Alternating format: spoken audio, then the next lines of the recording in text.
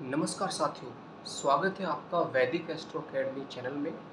इस वीडियो के माध्यम से वर्तमान में चल रहे ज्ञानवापी मस्जिद मतलब मंदिर के मुद्दे को ज्योतिष और आध्यात्म के नज़रिए से समझने की कोशिश करेंगे।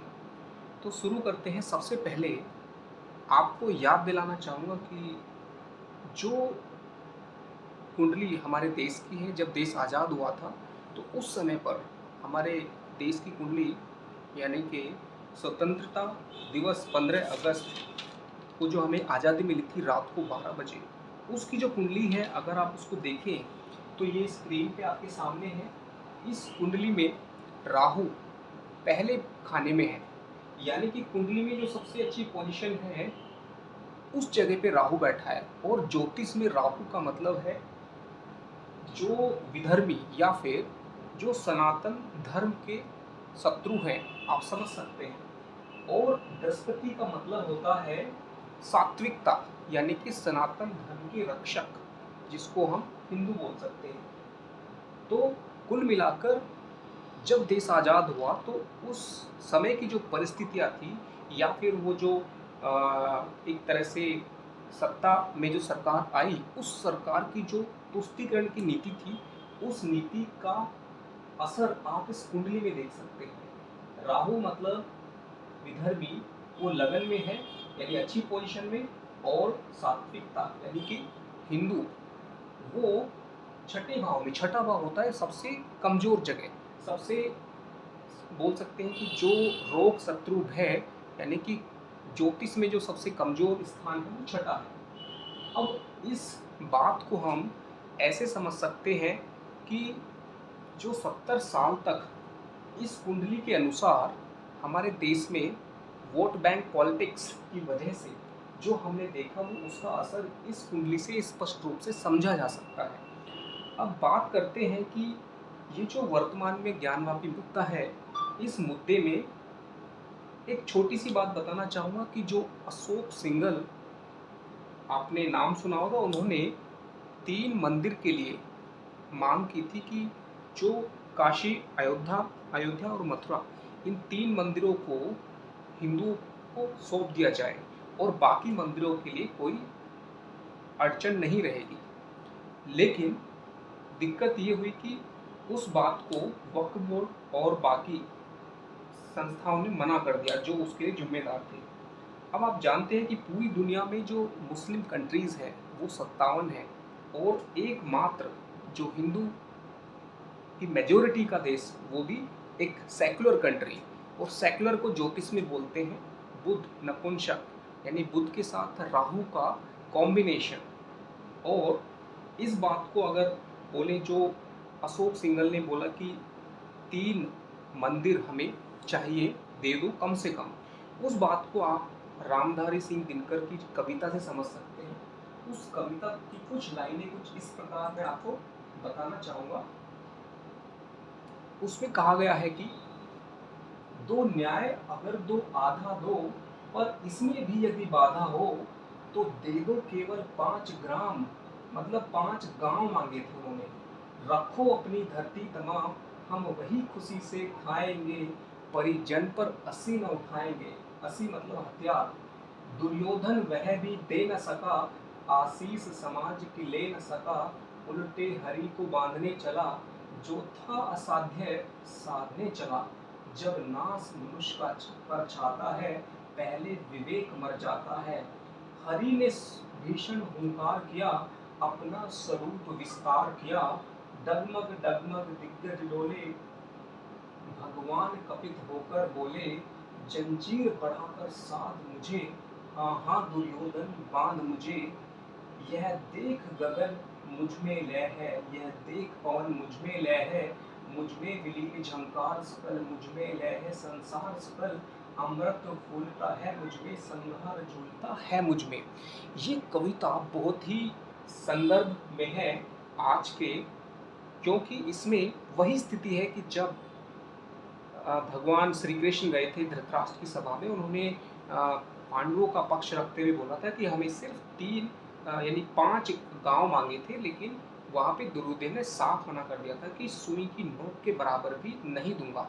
वही स्थिति हमारे देश में, वही महाभारत फिर से छिड़ी है, जो मेजॉरिटी होने के बावजूद भी, जो एक सॉफ्ट कॉर्नर होने के बावजूद भी कभी भी उस पर दबाव नहीं बनाया गया, और उल्टे एक कानून लाया गया 1990 में, जिसमें कहा गया कि जो पीएम जो थे नरसिंह राव, उनके टाइम पे वो कानून आया था, आप भी जानते होंगे कि जो भी मंदिर हैं वो यथास्थिति में रहेंगे, उसमें एग्जेम्पशन था अयोध्या के मंदिर के लिए। लेकिन जो सिंघल जी उन्होंने अशोक सिंघल जी उन्होंने कहा था कि सिर्फ 3 मंदिर हमें चाहिए जो मेन हैं, लेकिन वो भी मना कर दिए गए।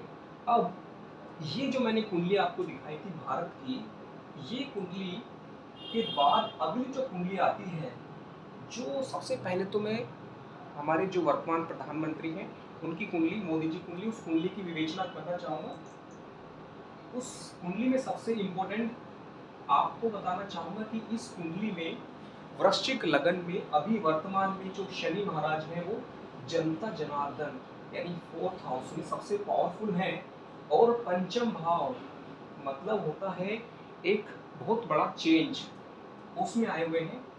तो ये जो समय चल रहा है मोदी जी की कुंडली के हिसाब से भी एक बड़ा ट्रांसफॉर्मेशन फेज है, एक बड़े बदलाव का है। दूसरी बात, जब शपथ ग्रहण समारोह हुआ था, शपथ ग्रहण समारोह की जो कुंडली होती है वह डिसाइड करती है कि अगले 5 साल क्या क्या बड़े मुद्दे होने वाले हैं। अब इसमें हम बात करते हैं, जैसे मैंने आपको बताया कि जो उस टाइम की कुंडली, जब हमारा देश आज़ाद हुआ था तो उस टाइम पे कुंडली में राहु बहुत अच्छी पोजीशन पे था, यानी कि जो विधर्मी हैं और जो धर्म के पालन करने वाले हैं, सनातन धर्म की रक्षा करने वाले हैं, यानी बृहस्पति, वो कमजोर जगह में थे और वो 70 साल तक तुष्टिकरण चला। लेकिन अगर आप देखें कि जो ये मोदी जी ने जो शपथ ग्रहण हुई थी, एक हुई थी जो 2014 में यानी कि 2014 में, और एक दूसरी है 2019 26 मई 2014 में। उस टाइम पे शाम को 6 बजे जो हुई थी, उस कुंडली के अंदर अगर आप देखें तो जो बृहस्पति देश आज़ाद होने के समय पे जो सनातन धर्म को प्रदर्शित करने वाला प्लैनेट है गुरु बृहस्पति, वो छठी भाव में सबसे कमजोर था। जब मोदी जी ने शपथ ली तो वही बृहस्पति सनातन धर्म को प्रेजेंट करने वाला वो भाग्य स्थान पे अच्छी पोजीशन पे आया। तो ये चीज़ आप देख सकते हैं, और इस कुंडली को मैं थोड़ा सा आपको दिखाना चाहूँगा कि इसमें बृहस्पति आए थे भाग्य स्थान पर, जो कि एक अच्छी पोजीशन है। साथ में इस कुंडली में 2014 से जो आपने देखा वहाँ पे बृहस्पति, लेकिन वो भी कमजोर थे, उतनी अच्छी पोजीशन में थे। उसके अलावा जो 2019 यानी कि अगला जो शपथ ग्रहण हुआ है, यानी दूसरा टेन्योर 30 मई 2019 को शाम को 7 बजे, उस कुंडली में अगर हम देखें तो उस कुंडली के अंदर आप देख सकते हैं ये हो, इस कुंडली में लग्नेश मंगल अष्टम भाव में राहु के साथ है और खुद बृहस्पति लगन में विराजमान है। यानी कि जब देश आजाद हुआ तो लगन में कौन थे? राहु, यानी विधर्मी प्लैनेट। और अभी जब 30 मई 2019 को शपथ ग्रहण हुआ तो वो डिसाइड करता है अगले 5 साल कैसे होंगे। वो कुंडली बताती है कि धर्म की जय, यानी कि जो हम मंदिर में हमेशा बोलते हैं कि धर्म की जय हो, अधर्म का नाश हो, वो स्थिति हुई है।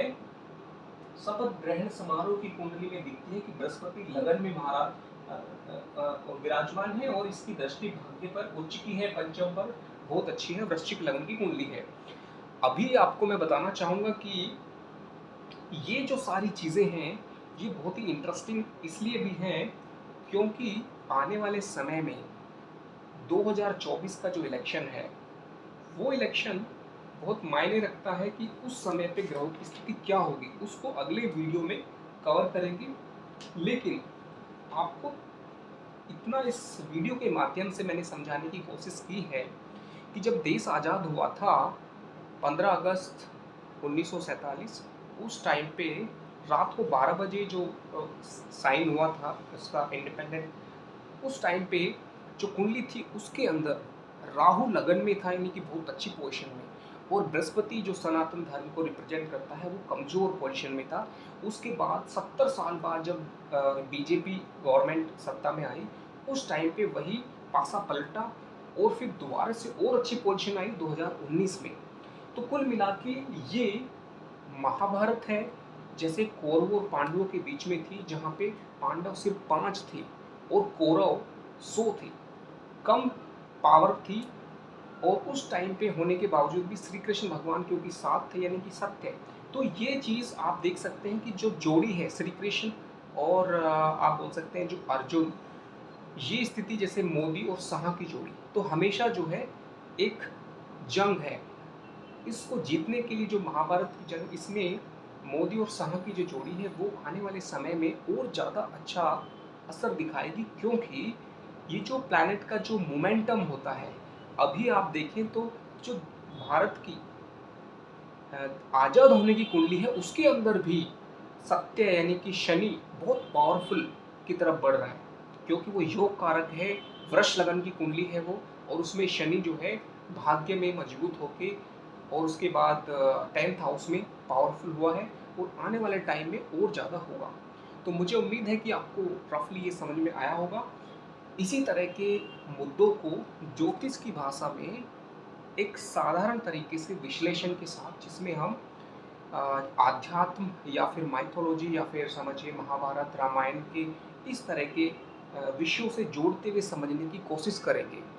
और अगर आपका इससे जुड़ा कोई सवाल है तो आप कमेंट बॉक्स में भेज सकते हैं, और व्हाट्सएप पर अपना कोई भी सवाल भेज सकते हैं 8281974063 पर। और उसके अलावा भी जो भी आपकी राय है वो ज़रूर बताएं। आज के लिए इतना ही, मिलते हैं अगले वीडियो में, और ये वीडियो कैसा लगा ज़रूर बताएं। थैंक यू, धन्यवाद, नमस्ते, जय हिंद।